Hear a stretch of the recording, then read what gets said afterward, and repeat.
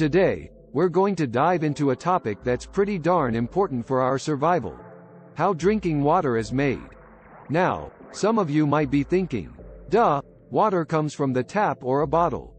But trust me, there's a whole lot more to it than that.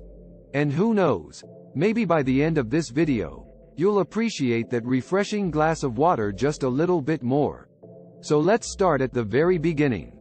Water actually comes from a variety of sources, including rivers, lakes, and underground aquifers. But before we can drink it, we need to make sure it's safe for consumption. That's where the magic of water treatment plants comes in. These facilities use a variety of processes to clean and purify the water, so it's free from harmful contaminants. The first step in this process is coagulation, which is basically like adding a bunch of tiny magnets to the water. These magnets attract all the tiny particles of dirt and other gross stuff floating around in the water, making them clump together and sink to the bottom. Next up is sedimentation, where all that gross clumpy stuff settles at the bottom of a big tank. The clear water is then skimmed off the top and sent through a bunch of filters to remove any remaining particles.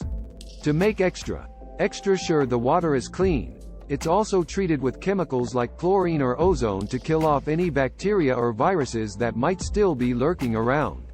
Finally, the water is sent through a process called fluoridation, where a tiny amount of fluoride is added to help prevent tooth decay. And voila!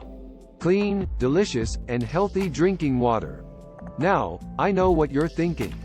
But that sounds like a lot of work. Can't I just drink water straight from the river? Well, sure, you could. But I wouldn't recommend it unless you want to risk catching a whole host of nasty waterborne illnesses. Plus, the water treatment process actually helps make our drinking water taste better.